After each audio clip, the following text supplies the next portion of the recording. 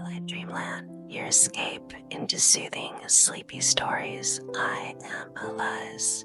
Welcome to Twilight Dreamland, where every night is a journey into calm, comfort, and curiosity. Here we craft sleepy stories designed to gently guide you into a state of total relaxation and peaceful sleep. Our tales blend whimsical adventures, gentle mysteries, and calming narratives, all told in soft, soothing tones to help your mind unwind and drift into dreamland. Whether you're battling insomnia, looking to quiet your racing thoughts, or simply craving a cozy escape before bed, Twilight Dreamland is your nightly sanctuary. So, snuggle up, close your eyes, and let our stories whisk you away to a world where dreams come easy and worries fade away. Subscribe and join our growing family of dreamers, because everyone deserves a peaceful night in Twilight Dreamland. Bedazzle. I never really thought about wedding dresses until I found the old chest in my grandmother's attic. It was a rainy afternoon, the kind that makes everything feel slower, quieter. The house creaked under the soft patter of rain as I wandered through the dusty old attic, pushing aside boxes filled with forgotten things. That's when I saw it. A wooden chest, its corners worn, an old iron latch holding it shut. Something about it felt inviting, almost like it had been waiting for me. I hesitated, fingers brushing over the cool metal before flipping the latch. A soft creak echoed in the attic as the lid lifted, revealing layers of delicate lace, yellowed with age. There, folded neatly on top, was a wedding dress, ivory white, though time had dulled its brightness. It wasn't just any dress. The lace patterns, the heavy fabric, the hand-stitched beads. It felt like it had stories sewn into every thread. I gently lifted it out, the fabric cool against my skin, and that's when something strange happened. The room felt heavier, like the air had thickened. The soft rain outside seemed distant now, muffled. I blinked, the attic fading around me. Suddenly I wasn't standing in my grandmother's attic anymore. I found myself in a sunlit garden, the scent of blooming roses hanging in the air. Laughter drifted from somewhere nearby. I looked down. The wedding dress was gone, but in its place, I wore a simple linen shirt and trousers, oddly fitting for this place. People in 19th century clothing strolled past me, their faces calm, their steps slow. "First time seeing it, huh?" a voice said. I turned. A woman stood beside me, her gown shimmering in the golden sunlight. She smiled gently, though her eyes held a sort of ancient tiredness. "The dress," she continued, gesturing toward a white-clad bride in the distance. "It always brings someone back. It's like it wants its story told." I swallowed hard, my mind racing for logic. But nothing about this felt threatening, just peaceful. "Who are you?" I asked. She tilted her head, curls falling over her shoulder. "Just someone who's been here too long. The white wedding dress. People think it's just tradition, but every tradition starts somewhere, and not all stories end the way they should." I watched as the distant bride twirled, her veil catching the light. But there was something off. Her smile didn't reach her eyes. The woman beside me sighed, her voice soft. The first white wedding dress wasn't about purity or love. It was about power, and a promise that was never kept. I felt a chill run through me, despite the warmth of the garden. "What do you mean?" She didn't answer. Instead, she stepped backward, her figure blurring like smoke in the sunlight. The scene shifted again, the colors bleeding away, the air turning colder, and I was somewhere else. The sound of heavy fabric rustling filled my ears. Candlelight flickered against stone walls. In front of me stood a tall mirror, its reflection, I saw her. The same bride, only this time. Her face was pale, her eyes hollow. She lifted her veil, and I woke up, back in the attic. The wedding dress lay at my feet, but now there was something clutched in my hand. A small, folded letter, brittle with age. It wasn't over. If you found this, you need to finish what I couldn't. The rain had stopped. I sat there, the letter trembling in my hand, and knew I had to find out the rest of the story. The attic felt heavier now, like the walls themselves were holding their breath. The letter in my hand smelled of dust and old ink, its edges frayed as if too many fingers had unfolded it before mine. I hesitated for a moment, my heart still racing from what I'd just seen, then carefully opened it. The handwriting was elegant, curling in places where the ink had bled through the paper. To the one who finds this, the history they told you isn't true. The first white wedding dress was never meant to be worn. It was a promise, a curse bound by threads. If you're reading this, the dress has chosen you, and it's not done yet. I read the last line twice. Find the locket. Before she does, a soft thud echoed from the far corner of the attic. My head snapped toward it. Nothing, just shadows, the kind that looks still until you looked away. I tucked the letter into my pocket and stood up, my shoes creaking against the old wooden floor. I didn't want to believe it, but something in me already did. The dress still lay crumpled on the ground, looking harmless again.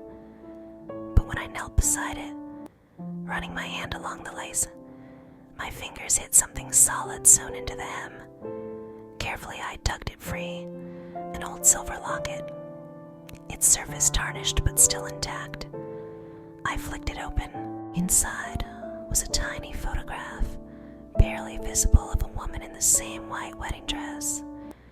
Her eyes were sharp, her mouth set in a hard line, but something in her gaze unsettled me, like she wasn't posing for the picture, like she was trapped inside it. A cold wind brushed the back of my neck. I turned. The attic wasn't empty anymore. In the corner, near the dusty window, stood a figure. Her back was to me, her white veil trailing to the floor. She wasn't moving, but I could hear the soft rustle of her dress, as if she were breathing. "Hello," I whispered, instantly regretting it. Her head twitched, just slightly. She didn't turn. Instead, her voice, soft and distant, filled the attic. "You have it." The locket felt heavier in my palm. Who are you?" I asked, my throat dry. Another twitch of her head. "It wasn't supposed to happen this way. He broke the vow." Her voice cracked, pain buried deep within. "Now it loops over and over until someone fixes it." I took a cautious step back, my foot knocking into an old picture frame on the floor. It clattered loudly, the sound echoing in the cramped attic. She stiffened. "Where do I take it?" I asked, holding the locket out as if it might shield me. Finally she turned. Her face was pale, too pale, like stretched porcelain. Her eyes were wide, hollow yet filled with something ancient. Rage, sorrow, maybe both. "To the altar," she whispered, "before midnight." The attic light flickered, and just like that, she vanished. But the locket, it was warmer now, almost vibrating in my hand. I didn't know where the altar was, but somehow I knew the dress did, and the clock was ticking. The attic seemed to pulse around me, the air thick with something ancient and heavy. My hands trembled as I shoved the locket into my pocket. The words, "before midnight," echoed in my mind, looping endlessly like a warning I couldn't ignore. But it wasn't just that. The dress, it was different now. The fabric, once dull with age, shimmered faintly, as though it had been waiting for this moment. The delicate lace along the sleeves fluttered without any breeze, and the beads caught the dim attic light,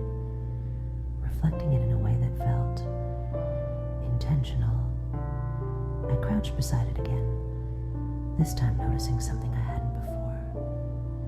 Stitches uneven and hurried, lining the inside seam of the bodice. Someone had sewn something inside.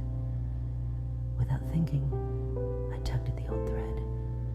It snapped easily, and from within the folds of fabric, a small brittle envelope slid into my hand. Its seal was cracked, but the wax still bore the faint outline of a crest, a rose entwined with thorns. I unfolded it carefully. The altar isn't where they think it is. The church burned long ago. The vow still lingers where the ashes fell. I barely had time to process the message when a cold breeze swept through the attic again, but this time it was sharp, piercing. The attic window, closed seconds ago, now stood wide open, rainwater dripping onto the wooden floor. Through it I could see the old oak tree in the backyard, its branches gnarled and twisted, stretching toward the darkening sky. But something caught my eye, a faint shimmer at its base, like moonlight reflecting off glass. The altar. It wasn't in a church. It was buried under that tree. I grabbed the locket, the letter, and shoved them both deep into my pocket before racing downstairs. The house felt eerily silent, the kind of stillness that makes your skin crawl. Every creak of the old floorboard sounded louder than it should. As I stepped out into the backyard, the air grew colder, heavier. The tree loomed ahead, its roots thick and wild, like they were guarding something beneath. I moved closer, the locket in my hand vibrating harder now, almost like it was guiding me. Then, a sound, a whisper, low and soft. It curled around me like smoke. "You're too late." I spun around, heart racing, but the yard was empty. Except, it wasn't. At the edge of the woods, beyond the fence, a figure stood. Not the bride this time. This one was taller, his silhouette sharp against the mist that had started to roll in. He wore a dark coat, but there was something wrong with his posture. Stiff, almost puppet-like. In his hand something glinted. Another locket.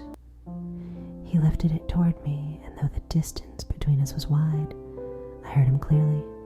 "You don't know what you're carrying." The wind howled through the branches as he stepped backward, melting into the fog. I didn't have time to chase him. I dropped to my knees at the base of the oak, pushing aside wet leaves and dirt until my fingers hit something solid, stone, an old cracked slab, worn smooth by time. The locket in my hand grew scorching hot, but before I could open it again, a voice hissed in my ear, "Not here." I jerked back, nearly losing my balance, but no one was there. The ground trembled beneath me, soft vibrations that grew stronger by the second. The tree creaked, its branches bending low as if reaching for me. Then the earth cracked. Beneath the roots, something metal gleamed. A second chest, smaller, but locked tight, and the key. It was missing. The chest was cold beneath my fingers, its surface slick with damp earth. It wasn't large, maybe the size of a shoebox, but it felt impossibly heavy, like it had been sitting there for centuries, soaking in every secret the ground could offer. The lock was rusted, its iron teeth twisted shut. No key in sight. I sat back on my heels, the weight of the locket in my pocket growing heavier by the second. The figure in the woods, the hollow-eyed bride, the warnings. It all swirled in my head, a puzzle with too many missing pieces. I pulled the locket out again, its metal still warm. There had to be something more to it. Turning it over in my palm, I noticed a tiny indentation on the side, so faint it was easy to miss. I pressed it. Click. The back panel of the locket snapped open, revealing a small jagged key hidden within. Of course, I muttered under my breath. But as I slid the key into the chest's lock, the ground beneath me rumbled again, stronger this time. I hesitated. It felt like a warning. Then from behind me, that voice returned, closer now. "You're not supposed to open it." I whipped around. The man from the woods now stood only feet away, the mist curling at his boots. His face was clearer now, thin, sharp-cheeked, eyes too hollow for someone still alive. He wasn't. "You broke the vow, didn't you?" I asked, though my voice cracked halfway through the question. His jaw tensed. "It wasn't supposed to end like this." I tightened my grip on the locket. "Then tell me what's inside the chest." His face twisted into something bitter, half rage, half regret. The bride was never the cursed one. I was. The words hung heavy in the cold air. He took a slow step forward. "That dress, the white wedding dress, it wasn't made for love. It was a seal, a binding. The first time it was worn, it locked me here. I was meant to watch, forever, until someone foolish enough came along to break the loop." A beat passed. "And that's me," I whispered. He didn't answer, but his silence was enough. My fingers trembled over the key still jammed in the lock. "If I open this, what happens?" He didn't look at me. "One of us leaves, the other stays." I wanted to run. Every cell in my body told me to. But the locket was buzzing now, deep and frantic in my palm. I could feel the pull, the dress, the bride, the vow left unspoken. "I didn't choose this," I said. His smile was hollow. "None of us did." Before I could second-guess myself, I twisted the key. The chest snapped open. Inside there was no pile of letters, no jewels or cursed objects, just a single wedding band. Silver, tarnished, its surface scratched and worn. The moment I touched it, a pulse rippled through the ground, knocking me backward. The man staggered, the mist around him tearing apart like ripped fabric. His face twisted in pain, then relief, as he locked eyes with me one last time. "Tell her I'm sorry," he rasped, and then he was gone. The mist, the cold, the heaviness in the air, gone with him. But before I could process it, I heard soft footsteps behind me. I turned. The bride stood there, her veil lifted, her hollow eyes clearer now, softer. Her gaze dropped to the ring in my hand. "He finally let go," she whispered. I didn't know what to say, but then her face darkened, just for a moment. "But you still have the locket." Before I could ask what she meant, the ground split again, this time swallowing the chest whole, dragging it deep into the earth, and the locket. It was still burning hot in my palm, because the curse wasn't broken. Not yet. The ground sealed itself with a hollow thud, the finality of it echoing in the heavy night air. The bride was still there, her veil floating gently in the breeze, but something about her had changed. Her hollow eyes, once filled with nothing but sorrow, now shimmered with something else. Fear. The locket in my palm felt hotter, its vibrations growing frantic, almost panicked, as if it wanted to escape my grasp. The bride took a step backward, the hem of her dress brushing against the dirt. "You shouldn't have opened the chest," she whispered, her voice now layered with urgency. "But he said," I started. "He lied." The air thickened again, the weight of her words sinking deep into my chest. "That wasn't the curse.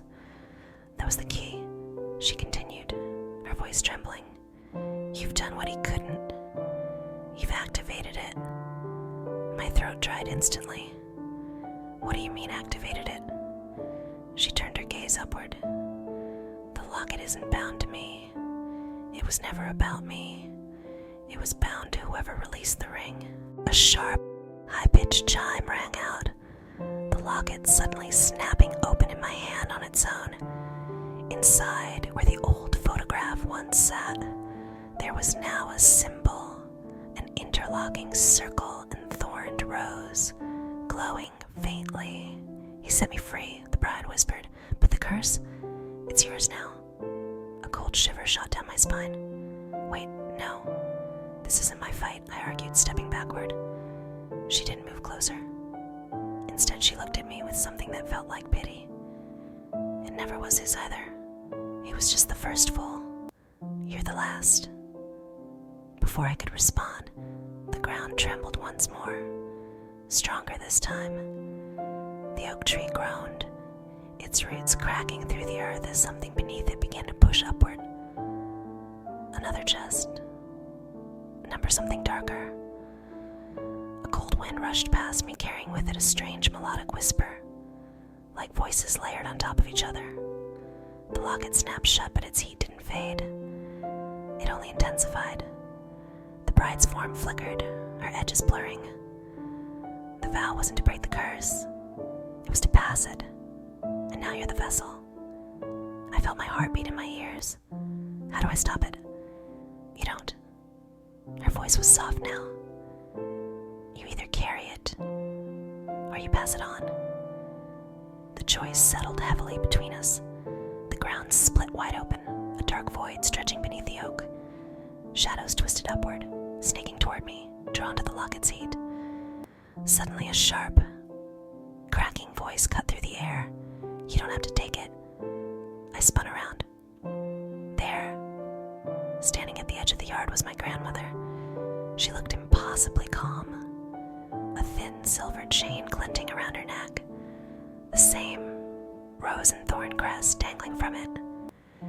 "You weren't the first in this family to find the chest," she said quietly, stepping forward. The realization hit me like a slap. She knew all along. "You knew this was here," I accused, my voice shaking. She didn't deny it.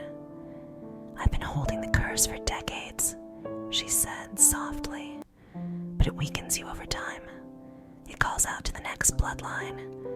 And now," she sighed, "it wants you." The locket pulsed in my hand. "But you can give it back," she added, her voice thick with something close to guilt. "If you want." The bride, now barely visible, her figure fading into the mist, shook her head. "Or you can end it," she whispered. "How?" I asked, my voice raw. But she was gone. The shadows from the cracked earth lunged toward me, drawn by the locket's pull. I had seconds. Either pass it back to my grandmother, or jump into the void and see where it ended. My grip tightened on the locket, and I made my choice. I made my choice. Without giving myself time to reconsider, I turned away from my grandmother and sprinted straight toward the gaping void beneath the oak tree. The ground trembled violently beneath my feet, shadows lashing out like claws. But I didn't slow down. The locket in my hand burned hotter than ever, almost fusing itself to my palm. I leapt. For a moment there was nothing. No ground, no sound, just an endless drop into cold, suffocating darkness. Then I landed hard on damp soil, the force knocking the breath out of me. The locket slipped from my grip, skidding across the ground before coming to a stop against a jagged stone. I scrambled after it, my fingers brushing its heated surface, but something else caught my attention. Light. A faint flickering glow danced ahead like candlelight. I stood heart pounding and followed it. The air was heavy down here, thick with damp earth and the faint scent of old flowers. The shadows on the walls twisted and stretched, following my every movement, but they didn't attack. It was almost like they were watching. The tunnel opened into a cavernous space where hundreds of candles floated midair, their flames flickering without smoke. At the center stood a stone altar, cracked and worn, but still intact. Resting on it was a massive, ancient-looking book. Its cover was bound in dark leather, the same rose and thorn crest burned into its surface. I approached it slowly, the locket vibrating harder in my hand as I neared. This was it, the the origin. I flipped the cover open. Dust billowed into the air, making me cough, but I could make out the words written in delicate script. The vow of the forgotten bride. I read on, each word sinking deeper into my bones. The curse hadn't started with a broken vow of love, it had started with betrayal. The first bride wasn't a victim. She was the one who bound the curse, trapping her groom's soul in the cycle, forcing others to carry the weight of her revenge. Every person who had worn the locket was part of her twisted design. But then, scribbled in different handwriting at the bottom of the page, I found something else. The only way to end the cycle is to find the one who started it. Her spirit still lingers, hidden behind the veil. I sucked in a sharp breath. The bride, the same one I'd seen in the attic, the one who had begged me to finish her story. She was the source. I had been looking for answers in the wrong places, but before I could process that, the shadows in the room shifted, swirling toward the altar. They converged into a figure, tall, skeletal, its face hidden behind a tattered veil. "You shouldn't be here," it hissed, its voice like dry leaves scraping a stone. I took a step back, the locket now burning hot enough to blister my skin. "Are you her?" I asked, barely able to speak. The figure tilted its head. "She's not what you think. None of this is." The veil fluttered, and for a split second I saw her face. Half rotted, half beautiful, like two versions of her coexisting at once. Rage and sorrow warred in her hollow eyes. "You've carried it this far," she rasped. "Finish it." "Finish what?" I demanded. Her smile was broken, jagged. The vow wasn't to bind the groom. It was to bind the bloodline. Your bloodline. The ground quaked, the candles flickering wildly. My family. The realization hit like a punch. My grandmother. She hadn't been a random keeper of the curse. She had been part of it all along. This wasn't about freeing the groom or ending a broken promise. It was about erasing the bloodline that carried the curse. And I was the last one. The locket cracked in my hand, its light leaking through the fissures. I had two choices: break the locket and end my family's bloodline forever, or give it back to my grandmother and let the cycle continue. But then I noticed something, an inscription at the bottom of the altar, half hidden under dust. I wiped it clean. The curse can be absorbed if the vessel accepts the vow willingly. A third choice: I could take the curse into myself, bind it forever, and end the cycle without destroying my family. But at what cost? The veiled bride lunged at me, her claws outstretched. I had seconds. I clenched the locket tight and made my decision. I clenched the locket so tightly that its jagged edges bit into my palm, warm blood seeping through my fingers. The veiled bride lunged, her clawed hands swiping through the air, but I twisted at the last second. The locket's cracked surface glowing brighter, pulsing in sync with my racing heart. I had to make a choice, but what if there was another way? Her claw tore through my sleeve, cold slicing against my skin like ice, but I barely felt it. My focus was on the inscription, the forgotten line buried beneath dust, the one hinting at a loophole. The curse can be absorbed if the vessel accepts the vow willingly. I could take the curse into myself, bind it forever, but I wasn't ready to be another trapped soul in this endless loop. There had to be a crack in her plan, a flaw in the curse's design. Why me? I shouted over the roar of the cavern. Why my family? The veiled bride froze mid-strike, the shadows coiling tighter around her, her voice lowered to a hollow whisper. Because it was your bloodline that broke the first vow. A cold realization struck deep. My ancestor, I breathed, veil shifted, revealing just enough of her decayed face for me to see the fury burning there. He left me at the altar, bound me to this place. Every descendant since has been a debt unpaid. I stumbled back, mind racing. The entire curse wasn't about the locket, the ring, or even the broken promise. It was revenge, a grudge that had lasted for centuries. But what if I could make a new vow? I opened the locket fully, its cracked glass barely holding together, and held it between us. "I'm not him," I said, voice steady despite the storm of fear inside me. "But I'll finish this." For a moment the shadows stilled. Even the endless rumble beneath my feet faded into silence. The bride's head tilted. "You'd offer yourself, not as a sacrifice," I said, as the one to finally make the vow right. The cavern trembled again, but this time it wasn't out of rage. It was anticipation. "If I take it," I continued, "it ends with me. No more bloodlines, no more cycles." She hesitated, and then she lowered her clawed hand. "Then vow it." The locket in my hand pulsed violently, cracks spreading like veins through its surface. I didn't know what I was doing. Not really. But I tightened my grip around the locket and spoke the only words that came to mind. "I vow to carry the weight of this curse, alone, and to let it die with me." The moment the words left my mouth, the cavern exploded with blinding light. The locket shattered in my hand, shards of metal and glass dissolving mid-air, their energy rushing into my chest like a cold river. I gasped as an icy force slammed through me, my vision going white. When it cleared, I was back in the attic. Dust motes floated gently in the slanting afternoon light, as if no time had passed. But something had. The dress was gone.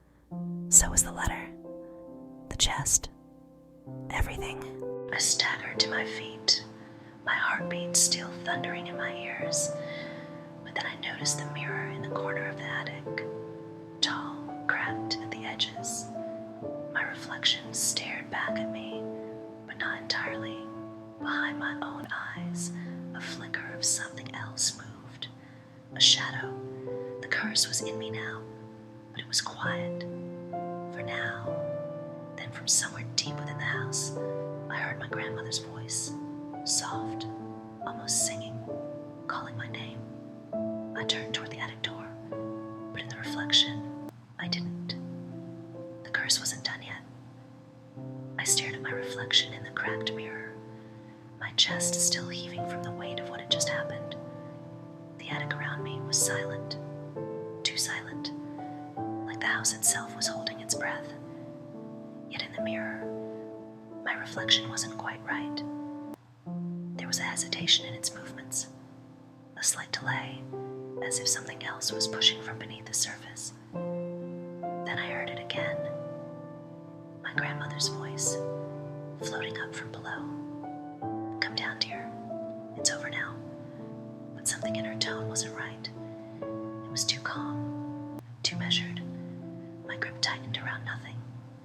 The locket was gone, shattered, but the cold weight in my chest remained. I took a cautious step toward the attic door, eyes flickering back to the mirror. My reflection smiled. I didn't. A cold dread wrapped around me like a vice. The curse. It wasn't just inside me. It was trying to take over. I stumbled away from the mirror, my mind racing. The vow was supposed to end it, wasn't it? But then I remembered the bride's last words. The vow binds you, but it never frees you. I hadn't ended the curse. I'd become it. "Come down, dear," my grandmother's voice called again, but softer this time, almost like a warning. Then something hit me. What if she wasn't calling me? The house groaned beneath my feet, the floorboards warping as if under pressure. I sprinted for the attic door, yanking it open. Dust spiraled in the stairwell as I rushed down, my footsteps echoing too loud in the stillness. At the bottom of the stairs, my grandmother stood waiting, but her eyes weren't the soft, familiar ones I knew.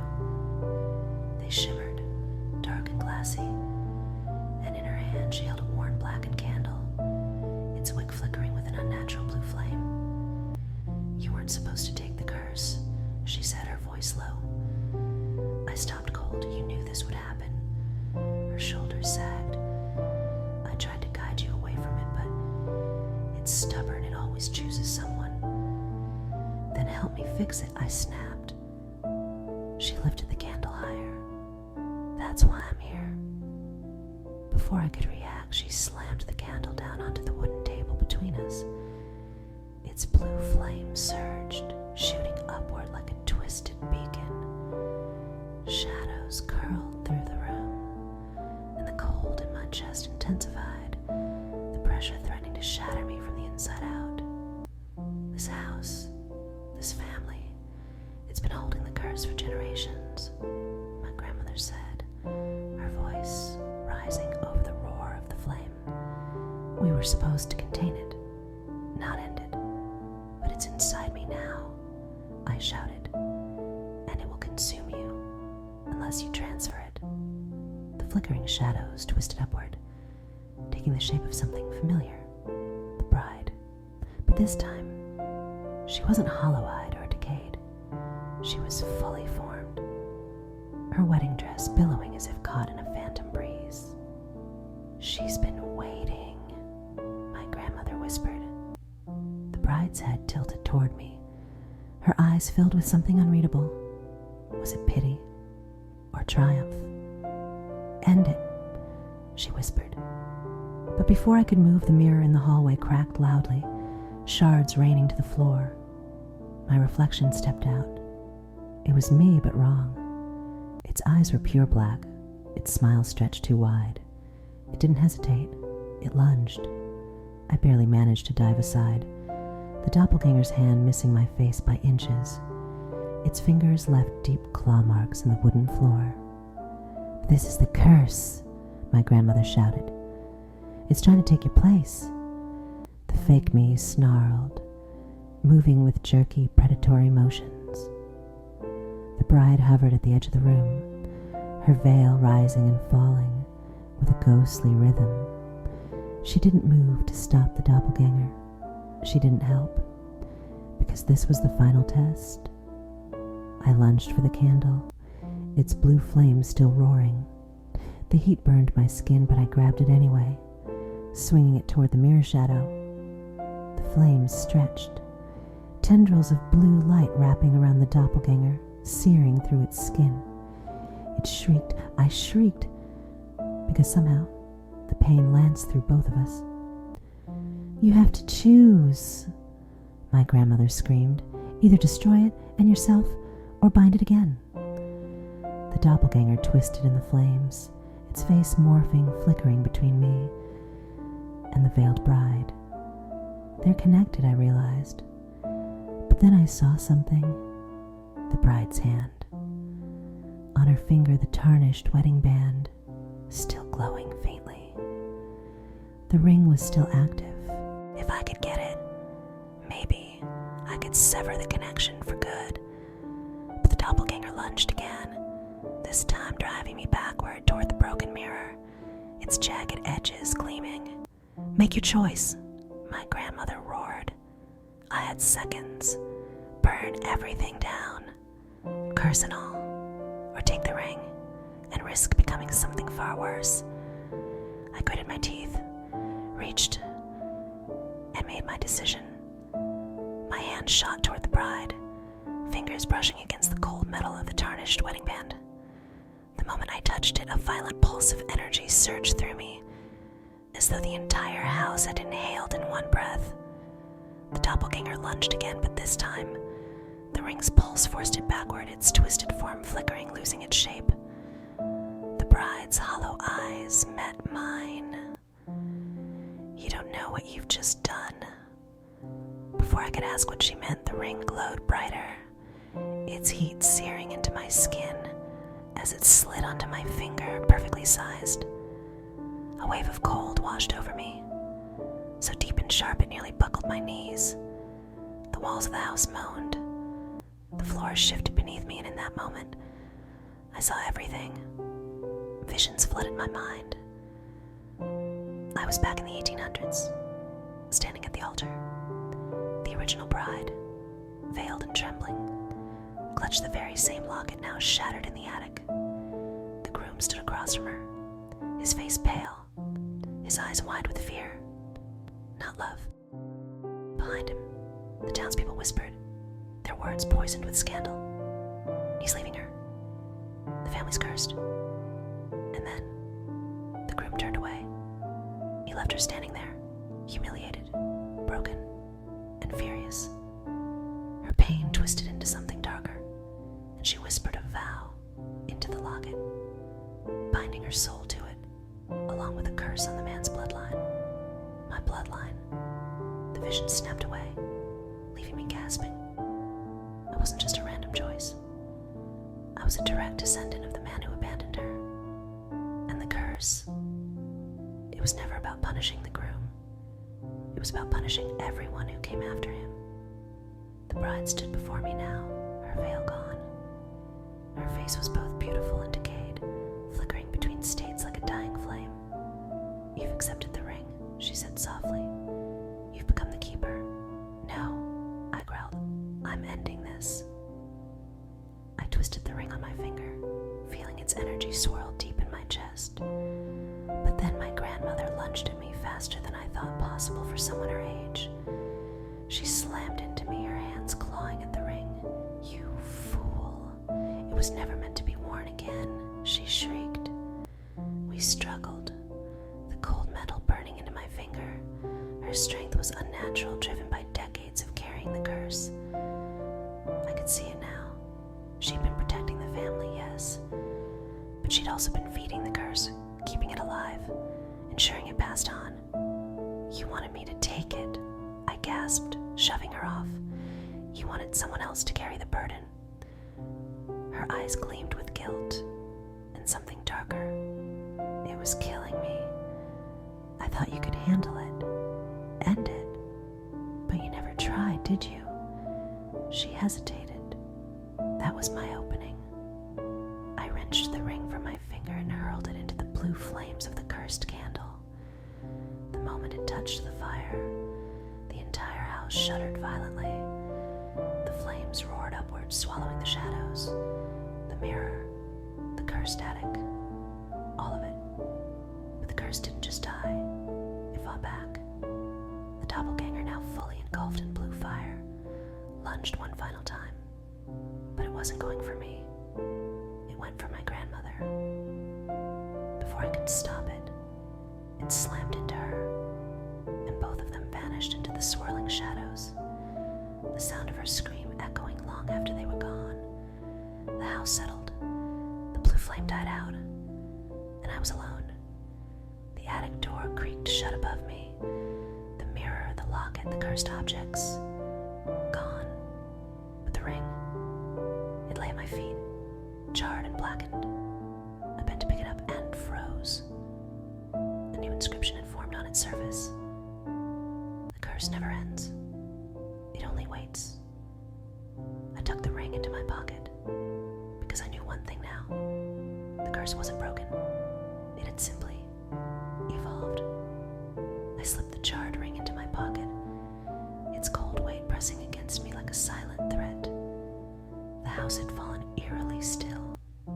No creaks, no whispers, just the heavy silence that felt more dangerous than noise. My grandmother was gone, swallowed by the curse she had spent her life feeding, and I had no idea if she was dead or trapped somewhere deeper. The ring pulsed against my leg as if it knew I was thinking about it. I stepped outside into the cool night air. The oak tree stood tall against the dark sky, its twisted branches now bare, stripped of whatever curse-bound energy it once held. But the ground beneath it still felt wrong, like the soil hadn't healed. I needed answers. I pulled out my phone, still miraculously in my pocket, and scrolled through old family emails, hunting for anything that mentioned the house, the curse, or my grandmother's connection to it. After a few minutes of digging, I found something, an old message from her to my father. The house holds the mirror, but the origin lies elsewhere, in the vault beneath the chapel, the place where the first vow was made. The chapel. I vaguely remembered a crumbling stone building at the edge of the property, half swallowed by ivy and time. My grandmother had always called it the ruins, said it was too unstable to go near. Now I understood why. I grabbed a flashlight from the porch and headed into the woods. The narrow trail leading to the old chapel, nearly lost to overgrowth. Every snap of a twig underfoot sounded like a warning. The chapel appeared through the trees. Its roof caved in, moss covering its stone walls. A rusted iron gate stood half open, creaking gently in the breeze. I stepped inside. The smell of damp earth and old ash filled the air. The remnants of pews were scattered like broken bones, and at the far end stood the cracked stone altar. But what caught my attention was the floor, specifically the iron ring embedded into the stone near the altar's base. A trapdoor. I knelt, gripping the iron ring, and pulled hard. The stone shifted with a deep groan, revealing a dark tunnel descending beneath the chapel. Of course, because this wasn't over. I climbed down into the darkness. The air grew colder the deeper I went. The tunnel walls slick with moisture. Faint symbols were carved into the stone. Circles within circles, the thorns wrapping around them, all variations of the same rose and thorn crest. At the end of the tunnel, I reached a small chamber, and there, at the center, stood a pedestal. Resting on it was another locket, but this one was different. It wasn't tarnished or cracked. It gleamed like it had been made yesterday, its silver surface unblemished. The rose and thorn crest etched perfectly on its face. I hesitated. The curse had moved before, shifted hosts, twisted forms. What if this was the original? I picked it up. The room darkened instantly. The air grew thick, vibrating with energy, and then a voice right behind me. You weren't supposed to find this. I spun around. There, standing in the shadows, was the groom, the original one. He looked just as he had in the vision, pale, sharp-jawed, his eyes filled with a mix of guilt and something darker. I thought you were trapped, I said, my voice low. His smile was bitter. I was, until you opened the chest. It clicked in my mind. The chest hadn't been holding the curse. It had been holding him. You wanted me to free you. I breathed. His grin widened. And now, he said, you finished what she started. Before I could react, he reached out and pressed his hand against the locket. A cold blast of energy surged through me, knocking me backward. The walls of the chamber rippled like water, and the symbols carved into the stone glowed blue. You see, he whispered, his voice now layered with something monstrous. The curse was never hers. She was the vessel. I was the one who made the vow, and now I'm free. He stepped forward, shadows coiling at his feet. But you, he tilted his head. You're the new vessel. The locket fused to my palm, its heat unbearable, the metal sinking into my skin. I screamed, the world around me warping. When I opened my eyes, I wasn't in the chapel anymore. I was back in the attic. But this time I wasn't alone. The mirror stood tall in front of me, fully intact. And inside it, I was trapped, watching as the groom stood in the real world wearing my face. He smiled at my reflection and walked away. The curse hadn't ended. It had simply switched places, and I was on the inside now. The cold glass of the mirror pressed against my palms as I slammed my hands against it, but it didn't budge. It wasn't ordinary glass. It was like trying to punch through solid stone, smooth and unyielding. My reflection didn't even ripple. From the other side, I could still see the attic, the dusty boxes, the cracked wooden beams, but it was distant now, like I was watching it all from the wrong end of a tunnel. And the worst part, the groom wearing my face was gone. The sound of his footsteps had faded completely. He had stepped into my life, my world, while I was trapped here, a ghost in my own reflection. I pounded on the glass again, but all it did was echo, hollow, and cold. The attic around me inside the mirror felt different, stagnant, like time didn't exist here. Dust floated in the air, frozen mid-motion. The only thing that seemed alive was the mirror itself, its surface shimmering faintly with a silvery light. I turned, trying to get my bearings, and that's when I noticed it. A second mirror. It stood in the corner, taller, older, its ornate frame wrapped in carvings of thorns and roses, the same symbol I'd seen 100 times now. Its glass was dark, almost black, but something moved behind it, a slow, deliberate ripple. I hesitated but stepped toward it. As I got closer, the air grew colder, the light dimming around me. When I reached out, my fingers barely grazed the surface before a hand shot out from the other side, slamming into the glass. I staggered back, heart racing. The hand was slender, fingers bone-white, nails like shards of glass. The bride, her face appeared through the murky surface, her hollow eyes meeting mine. "You shouldn't be here," she whispered, her voice muffled through the barrier. I grit my teeth. "No kidding." She didn't smile. "You were supposed to end it, not become part of it." I stepped closer. "Then help me. How do I get out?" Her hollow eyes narrowed. "Why would I? I've been trapped here for centuries. Do you think I'll let you leave while I'm still stuck?" My chest tightened. Of course. She was the original victim of this twisted game, but she'd become as much a part of the curse as the groom. "I can free us both," I bluffed, though I had no idea if it was true. The bride tilted her head, veil fluttering around her hollow face. "You can't, but there's someone who might." Before I could ask, the mirror surface rippled again, her form blurring, and a new image appeared. A boy, young, maybe 12, standing in what looked like the same attic, but cleaner, newer. He was staring into an old photograph, his face pale, lips moving as if reading something silently. "Who is he?" I demanded. The bride's voice was faint now. "The last vessel before you. He escaped, but he took part of the curse with him." My mind spun. A living tether. If he still had some part of the curse, maybe he was the key to breaking the loop. "Where is he now?" The bride hesitated. "You'll find him if you follow the bloodline." I blinked. The bloodline. Of course. He had to be part of my family tree. Someone who had gone missing, written off as dead or disappeared. Before I could ask more, the mirror shook violently, cracks spiderwebbing across its surface.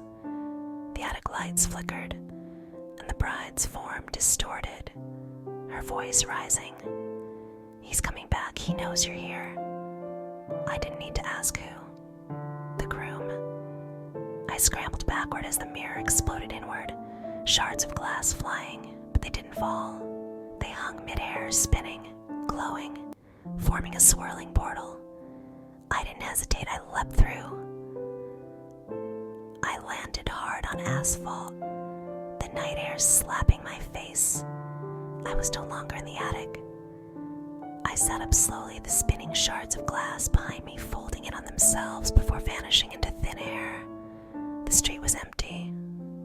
Dark houses lined the block, their windows darkened, the trees overhead swaying in the cold wind. But something caught my eye.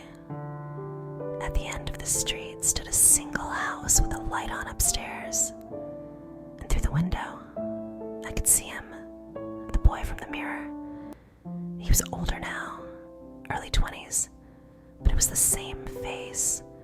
He sat at a desk, flipping through a book. From this distance, I couldn't see what he was reading, but I felt the pull, the same energy that the locket used to give off. He still had it. I started down the street, my footsteps too loud in the empty night. But then, the streetlights flickered. The air shifted, thickened. I wasn't alone. A figure stepped out from the shadows ahead of me. The groom. But this time, he didn't look like me. He had shed my face, revealing his true form. Something inhuman, his features twisted. Eyes too dark, smile too wide. "You're clever," he said, voice smooth and venomous. "But this isn't your game anymore." I stood my ground. "I'm not here for you. I'm here for him." He laughed, a hollow grating sound. "Exactly, and I can't let that happen." The ground beneath me cracked, shadows curling upward like tendrils grabbing at my legs. I was running out of time. I did the only thing I could. I ran straight for the house. The groom's snarl echoed behind me as shadows lunged, but I leapt onto the porch, slamming through the door. The boy inside didn't even flinch. He turned, eyes wide as if he'd been waiting. "You made it," he said softly. Before I could ask how he knew me, he held up the book he'd been reading. It was a family tree, and my name was already written there, in blood. The sight of my name, scrawled in blood-red ink on the brittle pages of the family tree, hit me like a punch to the chest. It was written there, clear as day, my name, my birth date, and below it, a single word: vessel. I staggered backward, the weight of it all slamming down on me. This wasn't just a curse passed down by accident. It was inevitable. I had been marked before I was even born. The boy, no, the man now, watched me with calm eyes. His dark hair hung over his forehead, but there was something in his gaze that reminded me of the mirror. Cold, detached. "You knew I was coming," I whispered. He nodded. "I've been waiting." Outside, the night trembled. The groom's distorted figure stalked through the darkness, the shadows following him like smoke, coiling at the edges of the house. The floor vibrated beneath my feet. "He won't stop," I said. "Even if I run, even if I hide." "He never does," the man replied. He closed the family tree and set it gently on the desk. "But there's one thing you can't stop." "What?" "An ending." He opened his hand, revealing a small glass shard, smooth, glowing faintly with silver light. It pulsed, a heartbeat in the stillness. "The mirror's core," he explained. "I shattered it when I escaped, but I kept this. It's the last piece holding the curse together." "Then why haven't you destroyed it?" I demanded. His jaw tightened. "Because I was afraid. If I destroy it, I destroy everything. The curse, the bloodline, us." The weight of his words settled in my chest. This wasn't just about ending the curse. It was about erasing the entire line it was bound to. My family, my history. I thought about my grandmother, about the life she'd sacrificed to keep this thing at bay, and about how she'd failed. I thought about the bride, trapped in endless sorrow, and I thought about the groom, twisted and corrupted, bound by rage, by a vow that had outlived everyone. I looked at the man. "I'll do it," I said. His eyes widened. "You sure?" "Someone has to end this." He didn't argue. He placed the glass shard into my palm. It was cold, heavier than I expected, and I felt the ancient energy thrumming through it. Centuries of anger, pain, and darkness, all trapped inside. Outside, the groom reached the house. The walls shuddered as he clawed at the door, the wood cracking under the pressure. "Now or never," the man whispered. I took a deep breath, and I crushed the shard in my hand. The moment it broke, the world folded inward. Every sound disappeared. No crackling wood, no howling wind, just silence. And then it was like the house exploded outward in a rush of blinding white light. I felt myself being pulled through layers of space and time. like falling backward through water, the weight of the curse unraveling around me. I caught glimpses of the bride at the altar, of the groom before he became a monster, of my grandmother, sitting alone in that dusty attic, the burden aging her faster than time. And then, nothing. I woke up on the grass outside the ruins of the old chapel. The house was gone. No attic, no mirror, no oak tree, just emptiness. I sat up, my heart hammering in my chest, half expecting shadows to lunge out at me, but the air was clean, still. The heaviness was gone. I reached into my pocket, half expecting the locket or the ring to still be there, but it was empty. I was free. The curse was over. I stood slowly, the cool morning breeze brushing my face. As the first light of dawn broke over the horizon, I turned away from the ruins, leaving them behind. For the first time, there were no whispers, no shadows, just the quiet, and the knowledge that the curse had ended with me forever. And that brings our story to a peaceful close. I hope you're feeling calm, cozy, and ready to drift off into your own dreamland. Remember, here at Twilight Dreamland, there's always another gentle journey waiting for you. A place where stories soften the mind and sleep comes naturally. If you enjoyed tonight's story, don't forget to like, subscribe, and hit the notification bell so you never miss another bedtime escape. Until next time, sweet dreamer, sleep well, dream deep, and we'll meet again in Twilight Dreamland.